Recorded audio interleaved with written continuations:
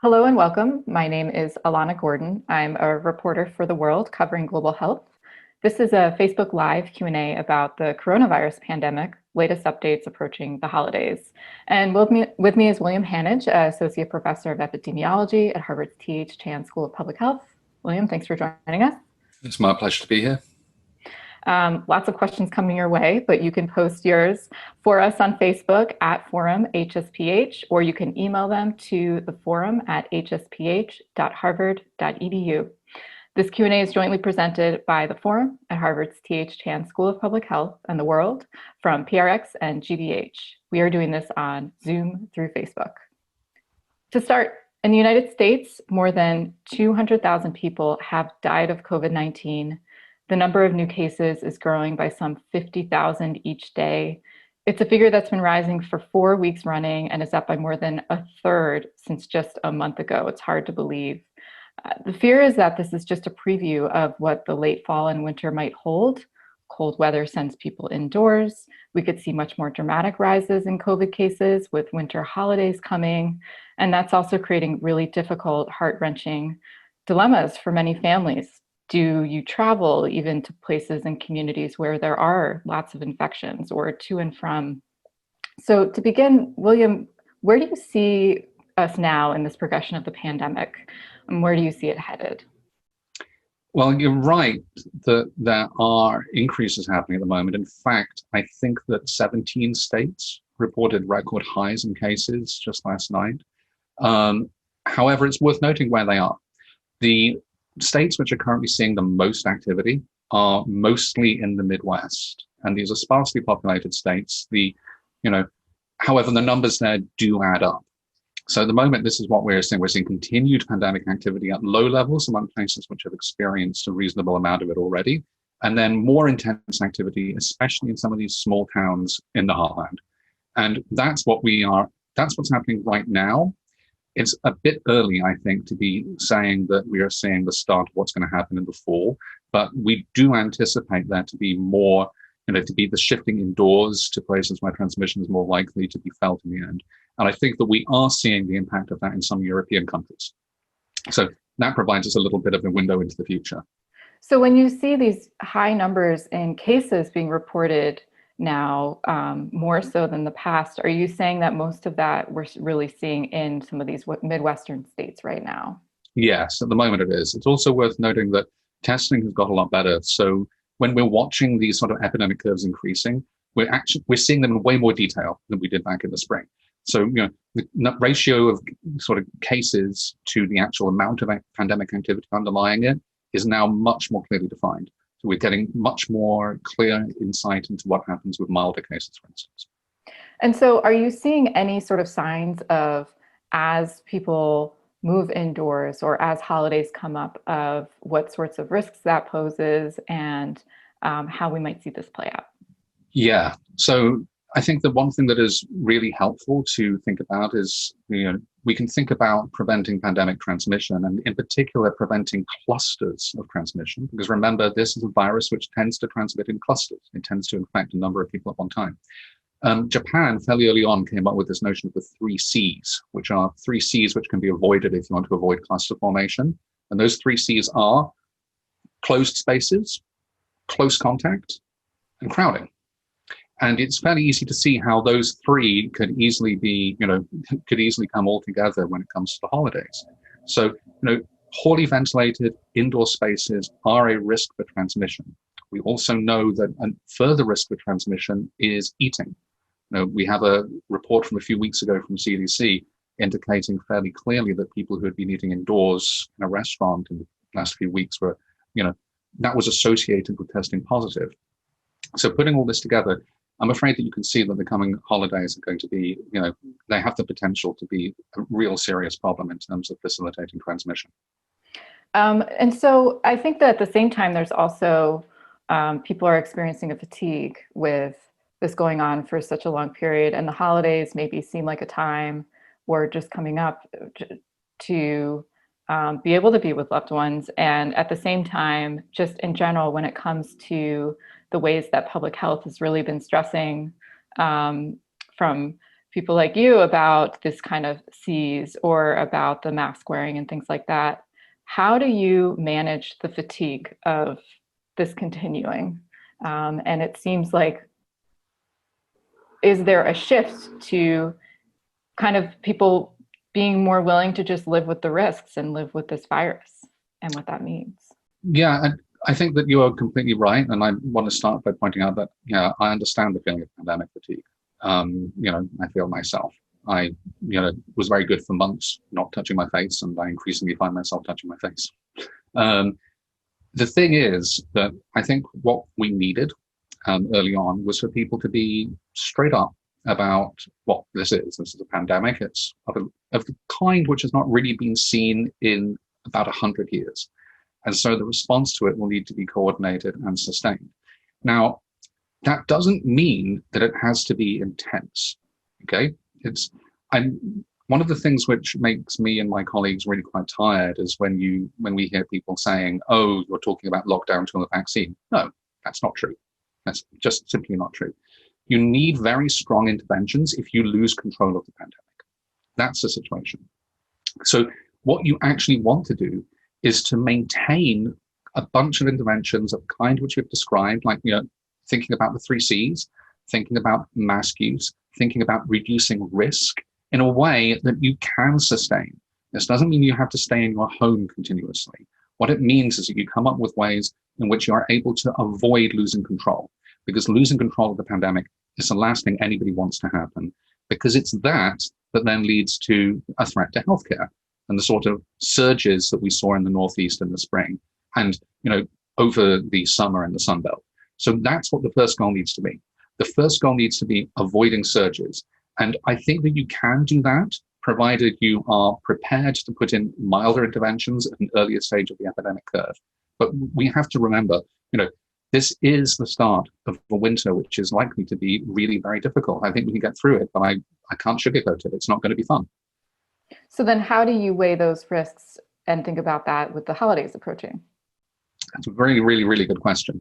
I think that people are obviously going to be making decisions for themselves. I think that it's helpful to remember a few things about the virus. You often hear that it is, either, you hear that it's either incredibly dangerous to everybody or that it's not dangerous to anybody. Neither are true. It is overwhelmingly clear that among the very youngest people, the under 20s, they are much, much less likely to suffer severe disease. I mean, there's not zero. I mean, we know that there are syndromes which are rare, and if you infect enough people in that age group, you will see them. But they are much less likely to suffer the most severe consequences of disease. But that increases as you get older. It really increases extremely rapidly, exponentially, until if you're looking at people who are, around the age of 50, 60, 70, it becomes extremely high. And those people are at real risk. If large numbers become infected, we have a problem in healthcare. Again, if large numbers of people younger than that become infected, we have a problem in healthcare. So I think that when people are figuring out how to do this, they're going to have to make decisions about how to protect those people who are most vulnerable. And that's something which I would really encourage everybody to think about going forward. So you mean considering whether or not if a younger person were to visit an older family member? Yeah, I think that one of the things that we know for a fact at the moment is that we often see the initial stages of these epidemic curves being driven by mild infections in the adolescents and 20-somethings. Now, those are not even necessarily noticed in particular because they're much less likely to experience symptoms. They're much less likely to go and get a test unless they're getting something for another reason. And then these individuals have the capacity to transmit to older, more at-risk individuals. And once it gets, and that can happen despite people's best efforts.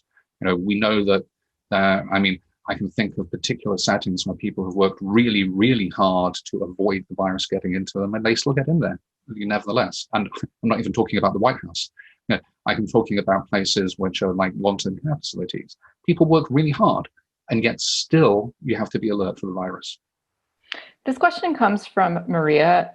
You mentioned that young people are less impacted, but of the kids who have died, most have been children of color. why, and how can we better protect them, especially with kid-friendly holidays approaching like Halloween?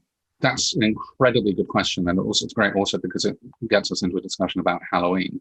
Um, you're completely correct that children of color, and indeed the if you like adjust rates of death for age, indeed the risk of death for at younger age groups, including people of working age, is much higher among communities of color. That's absolutely the case. Why it is not altogether clear.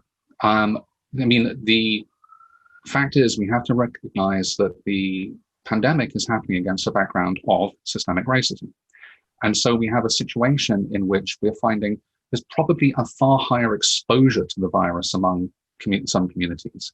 That's partially because those communities are overrepresented in sort of essential workers. So, and perhaps are living in more crowded conditions. You can see, indeed, if you look at the sort of halo of cases when it comes to COVID cases and deaths in the outer boroughs of New York City, you can see that some communities are disproportionately hit. Now, that's the first part of the question. The next is how to protect. And I think that this is something which you want to, the Halloween issue is a huge issue, including within my own household. Now, remember what I said about the 3 C's, closed spaces, crowding, close contact. Well, if you're not in a huge crowd trick-or-treating, you're not really meeting any of those 3. If you're able to be outdoors, if you're able to sort of pick up candy with minimal contact with the people you're talking to, and even more so if you're wearing a mask, then those are things which I think can really reduce the risk. I would advise against crowded Halloween events, but I do think that those sorts of things could really help. I've also heard, although I don't quiz me on this because it's not something I'm an expert in, I've heard of something called trunk or treat, which involves people in their cars putting things in the trunks of them in a parking lot. But I would recommend looking that up on the internet rather than getting it from. Look things up on the internet. Okay. No, but don't believe everything you hear on the internet. That's the other thing. This question comes from Teresa. I'm kind of drilling into some specific questions that people have. Going back to, for example, visiting family members, or the question is about what about basic temporary modifications in the home, like putting a plexiglass divider on a dining room table to protect during the holiday meal? Or do you have other ideas? I think the plexiglass divider is probably going somewhat too far. I think the most important thing is ventilation. Ventilation, indoors in poorly ventilated areas. And I will encourage people to talk to my colleague Joe Allen about ventilation, because I'm an infectious disease sort of expert rather than a ventilation expert. But I think that ventilation really does help. It doesn't necessarily need a huge amount in order to be beneficial. Opening a window 6 inches, putting some fans in order to enable air to flow through, that'll really reduce the risk of transmission. And yeah, it may be somewhat cold in the room, but this is an opportunity to get out those kind of fall sweaters that we all like to wear. And I know, speaking personally, I try to dress up warm while we're eating outside. So things like that can help. If you're going to be doing things indoors with family members, some people might also consider getting tested beforehand, and that's not a bad idea.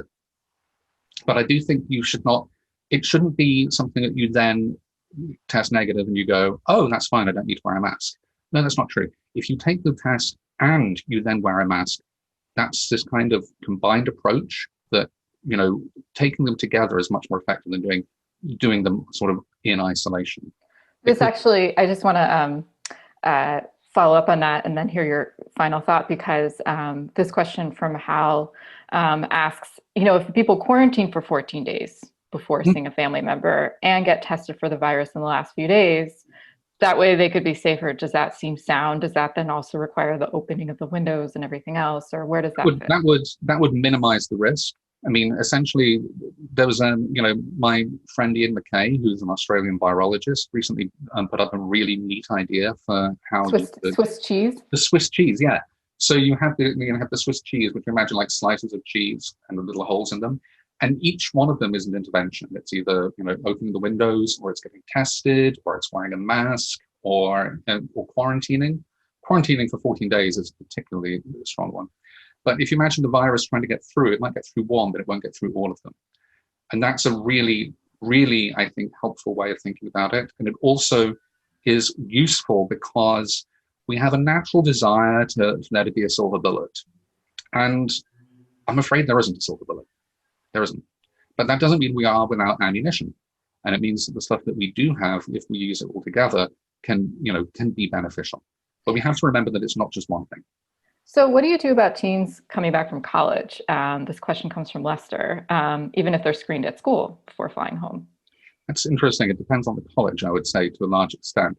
I mean, remember that just because people have tested negative at one point doesn't mean they're not going to turn positive shortly after. Indeed, it's an emerging consensus that people are most infectious around about the time they develop symptoms. So even though you've had a lot of negative tests, the fact that doesn't necessarily mean that the next test is not going to be positive. Having said that, I know that there are some colleges, Colby has so far been doing very well. I know that other places which have really intense testing procedures where they're sort of doing like 2 tests a week for students living in dorms, it appears that the students living in dorms have a lower sort of incidence and prevalence of disease than the community as a whole. So that could be really very helpful. Again, if you get them back, still think about the masks. There was another really interesting paper that came out a couple of weeks ago. Again, this is an outbreak investigation, so they always come with a little bit of they should come with the caveat that outbreaks are not necessarily representative of all cases, and you have to remember cases where outbreaks did not occur.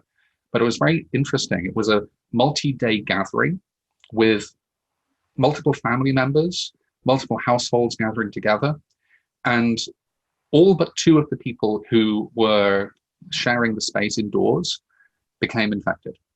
However, there was also a meeting with another family who came and spent 10 hours. Spent 10 hours on one day with the rest of them and 3 hours on the next, and none of them became infected, but that was entirely outdoors. So once again, these large clustered events, it ends up with things like weddings or things where different groups of people are together in close contact for relatively long periods of time with lots of opportunities for transmission. And even if you cannot cut it to 0, you can really reduce the risk a lot by taking some of the steps which I outlined. So this question comes from Christina. Are we any closer to rapid antigen screening tests? I know part of this conversation wanted to get to updates in testing, and I think the implication there is rapid. Yeah, rapid tests. We are. You can see that there are a number of companies which are starting to offer that. Abbott, for instance. We have to remember, though, when we're using them, we have to be smart when we're using them. For a start, you should never use them and then think, okay, I don't need a mask. Okay, that's not the reason. The idea is that if you are positive, you're able to isolate yourself really, really quickly. So those are beginning to become available. Wait, explain that, because if you are positive, it means it's very sensitive to detecting. Well, actually, some of the antigen tests are not necessarily that sensitive. But if you have a sensitive but highly specific test, so that you don't get very many false positives, then what that means is that if you turn up positive, and you then immediately isolate yourself, you can be pretty sure that you really do have it. On the other hand, if you come negative and you're still wearing a mask, even though you're actually positive, the risks of transmission are immediately cut. And when you put that together with things like, if we're thinking about producing droplets and aerosols, I'm producing a whole load of droplets and aerosols right now because I'm talking. Now, if I was wearing a mask, many of them would be caught. Now, however, that's a really important thing, because if you imagine people in a setting where they're like wearing a mask but they're not talking, and they've gone through an rapid antigen test, then I can easily imagine people going to a movie theater, perhaps sitting maybe not at full capacity, but you can imagine cutting that down. And if the community prevalence is low enough that you're not really likely to be having very many people transmitting in the movie theater, that's something which is actually imaginable.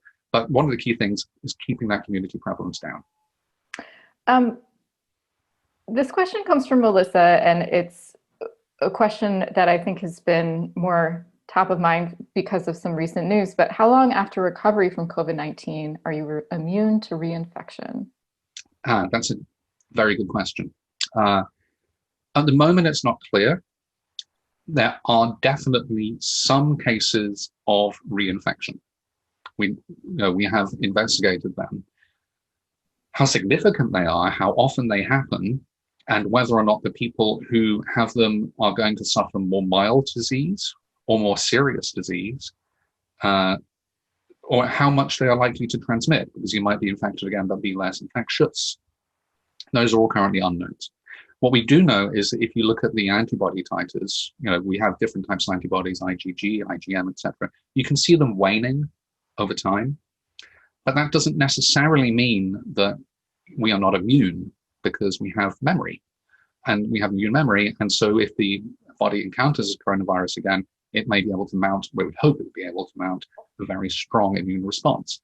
So I would say, based on this is not something which I know for sure, and you'll understand why, because we haven't had that much time to be able to sort of see what happens with this. But based on the study of other coronaviruses, other beta coronaviruses, the mild ones, I would suggest that most people would be reasonably immune up to about a year after they've had it, and that some would not be, and that obviously over time, the number of people who do not have immunity would increase. So I don't think we have any reason to think that it will be lifelong. And certainly we have evidence to show that it's definitely not lifelong in all people. This question comes from Sam. There's just a lot of really specific, interesting questions coming in this way, but I do want to zoom back out as we near the end of the conversation. When you think about travel during this time and around holidays, are airplanes a way to go even without social distancing? How do you navigate that? Yeah, I think that's a good question, and it's a tough one, but I think that we can get some answers when we think about you can get some answers indeed going back to some of the earliest stuff we got from this. When the WHO did its joint mission to Wuhan with China, the team that went there actually enacted a lot of the kind of measures that we've become familiar with. They were fully masked. When they went into meetings, they sat a large distance apart from each other indoors, and they used microphones so they weren't talking loudly, producing lots of aerosols. And then when they were traveling, they would sit on the bus. They would not sit next to each other. In fact, I think, as I recall correctly, that there was like one person per row, possibly even less. So if you're distancing yourself through in that way, then that again limits the opportunities for transmission. So once again, ventilation is an issue. That's hard to get on a plane. But at the moment, it's difficult to know exactly how many people are necessarily using air travel. We expect it to go up for the holidays, naturally. I would suggest that if you're doing it, you take the sort of usual precautions that you would, sit as far apart from others as you can, wearing masks, hand sanitizing, all of that sort of thing. And these are, again, steps which are not necessarily designed to eliminate infection or the risk of infection, but to reduce it. And if that happens and you did become infected, the majority of people will make a recovery, but you don't want to transmit it to somebody who's at high risk. So when you get off, remember to continue those interventions which are designed to stop you transmitting. So masks, etc. These are two questions that I want to bring in that have to do also with risks for particular people. So I want to combine. One is from Lisa. It asks, are healthy individuals aged 70 to 80 automatically at higher risk because of their age for coronavirus? And the other question is from Joyer. Do genes have anything to do with the severity or mildness of COVID-19 symptoms? So I'll take the first one of those first. It appears that is actually the case, although it's quite difficult that people are sicker simply or more at risk of the most severe outcomes simply on the basis of being older. The extent to which it's true or the extent to which it's influenced by the presence of other comorbidities is not clear. But it does seem that there is a risk independent of those comorbidities. And you can see this indeed if you look at the fact that the risk of death starts to increase for people, in their mid 40s. If you're in your 50s and you contract COVID, your probability of dying is roughly speaking about 200 times the risk per year that you would die in a road traffic accident. And it goes up even further after that. And, not all people in their 40s necessarily have this comorbidity. When it comes to genes, we are beginning to see some evidence that there are some particular issues to do in particular with interferon gamma, which is one of the body's natural responses for dealing with viral infections, which could have something to do with the severity of infection. But I would sort of say that I've not read enough on that to be happy to talk a great deal more about it. Sure. Going back to, you mentioned places like Wuhan, that in examining, for example, early on with the WHO, kind of the measures that were taken there. Wuhan and China is also a place where there's just massive testing of cities, for example, when there's believed to be an outbreak. This question from Gary asks, why hasn't the world copied what China has done and continues to do? Well, China did more than that, it's fair to say. China also did enforced quarantine to an extent which I think many places would struggle to deal with in terms of civil liberties. What China did also demonstrate, and what I read as being like the central message of that report, is that with a great deal of testing, with enough attention to it, and acted quickly enough, you can actually stop it to the point where you can resume fairly normal activity. And it's not just China that's done that. You can look at a lot of places, most of them islands, which haven't done something similar. You can see Iceland, New Zealand, although even Australia has been very successful. So, but beyond that, there are multiple sort of pandemic management strategies which are apparently more effective than what we've been trying to look at here. I would encourage people to go look at Japan. Japan has a relatively old society. It has many people at risk. It had an early introduction, and it has not necessarily done a huge amount of testing. It's done some, but not a huge amount. On the other hand, its death rate per million at the moment, it's 13 per million. And the equivalent for the United States is over 660. So I would suggest that people look at places like Japan to get some insight for how you can have a long-term sustainable pandemic response, which doesn't risk, widespread death. And again, one of the things that you talked about with Japan is kind of this focus on clusters. Yes, absolutely. Japan very early on initiated a cluster busting sort of route for contact tracing. So, the majority of people who are infected with COVID don't transmit. However, the minority that do transmit more than make up for it. So what that means is that if you're looking for forward contact tracing to get the people who are going to be infected by somebody you've just identified, most of them won't be transmitting. However, if you've got somebody who is infected, you know that they got it from somewhere. And if you don't know where that is, it's probably a good idea to find it, because it's probable that that person transmitted to somebody else given the opportunity. I want to get back to this notion of moving into the holiday season, but also to what degree are you finding that some of these recommendations or even measures around coronavirus and COVID prevention have become partisan? Because I can see this also playing out around how measures are and aren't taken in places with high rates of infections or potentially fueling more infections as well. Yeah, that's a really, really great question. I mean, I'm sure that, people listening to this cannot have failed to notice that we live in an incredibly divided, partisan time. And science isn't partisan. The virus isn't partisan, it just is. And, we try to understand as best we can, what we can do to, fight it. And those of us who advise politicians tell the politicians what the consequences of their actions are likely to be. And it's up to the politicians to decide if they're okay with that. Now, unfortunately, we also have a situation where it is possible for one person via a public pronouncement to instantly divide us between those who are going to agree with them or disagree with them, regardless of the actual circumstance and the actual consequences. And you can see some of this in like the discussion around schools. Unfortunately, it's not the case that schools can and should remain closed under all circumstances forever, nor is it the case that schools should be open under all circumstances wherever. Instead, there is shades of grey in between, and what actually works best will depend a lot on local conditions. So we need to be a little bit more, we need to recognize that. And those of us in my position, just need to keep giving the straight dough as straight as we can. I just want to check because we're wrapping up, but do you have some time to stick with us for a few more questions? How many? Got like 3. Okay, let's go with the 3. I just realized we're matching. We're very basically it wasn't planned. So do you foresee restricted travel between states if surges continue in specific areas? This is from Maggie.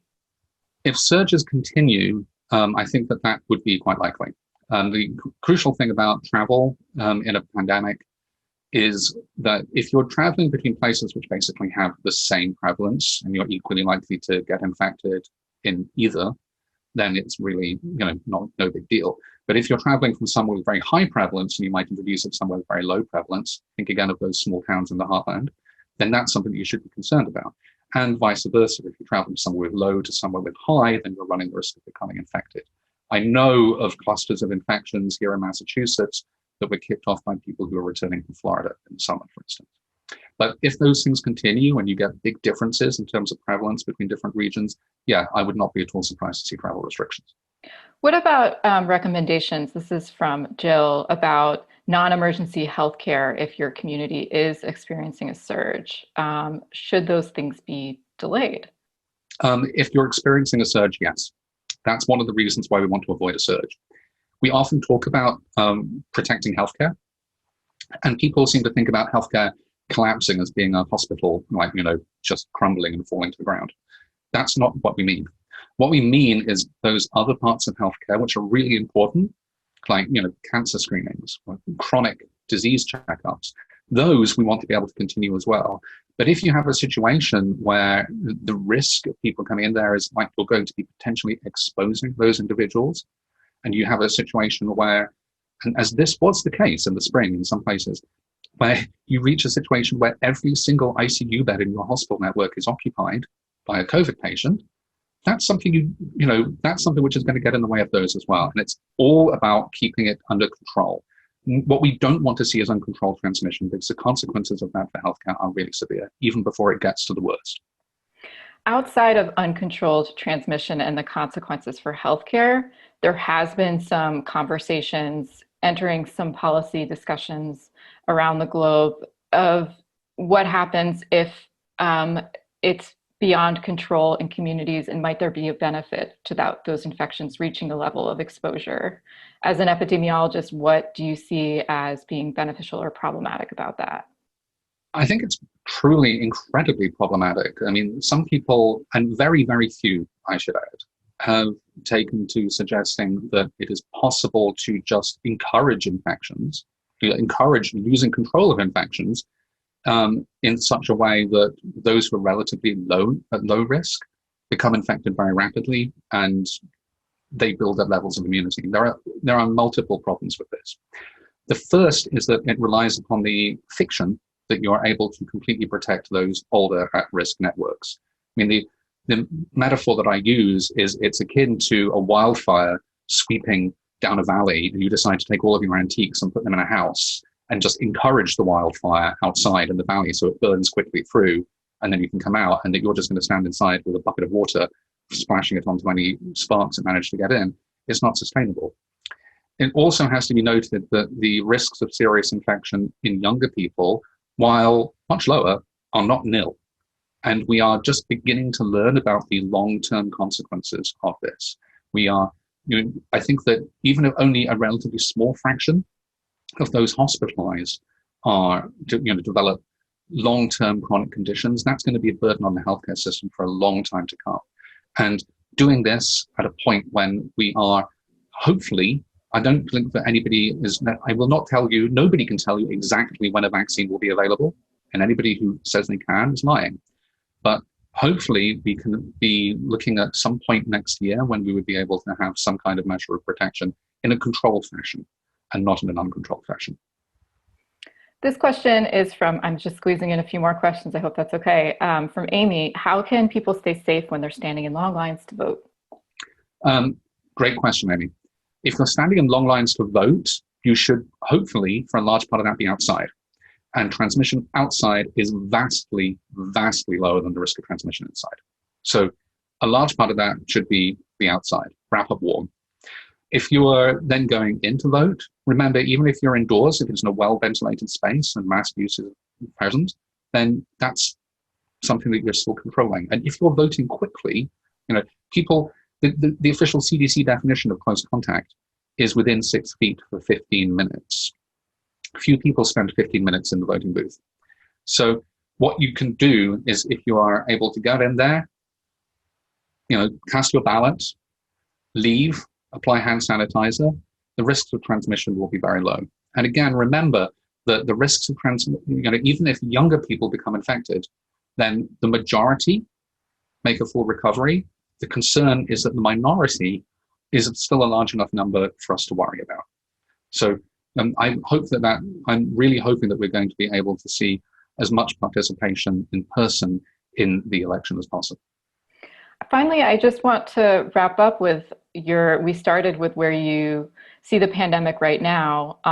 And again, where do you see it going moving into the winter, the fall and winter, and how much of that is determined by what people or how policies navigate the holidays? Well, the holidays in particular will be extremely important. We've known this for some time. One of my sort of favorite little epidemiological nuggets of information is that if you look at invasive pneumococcal disease, it's a disease which is caused by a bacteria called the pneumococcus, in older people, there's a spike, year after year after the holidays. And that's because of the fact that older people get together with younger people over the holidays, and the younger people, who tend to be the core group for transmitting this bacteria, transmit to their grandparents.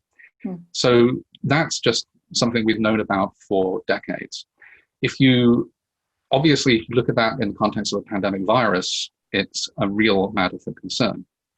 Now, right now, I don't think that we are seeing the predictable increase quite yet that we expect to come from people being indoors, but we do expect to see more of it as people are driven indoors by the weather.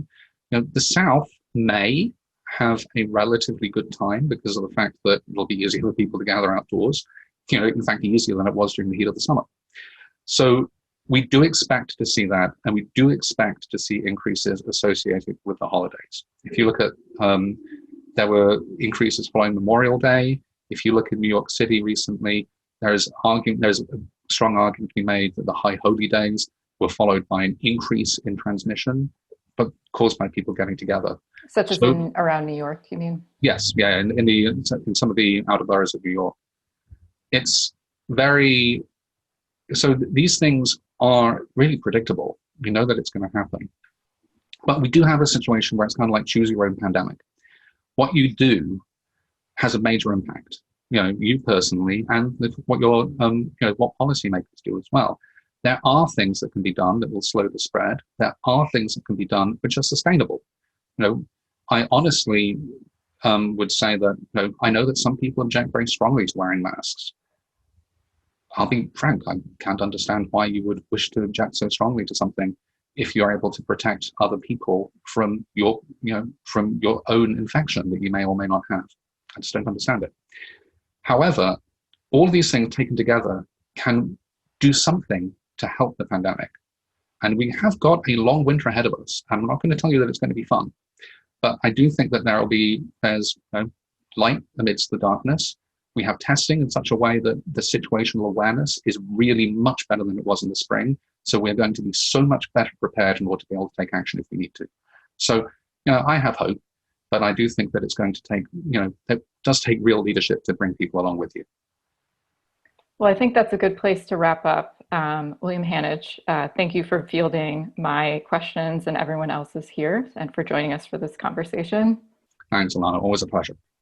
This Q&A was jointly presented by the Forum at Harvard's T.H. Chan School of Public Health and the World from PRX and GBH. You can view the full Facebook live discussion on our Facebook pages and send feedback at Forum HSPH and at PRI The World.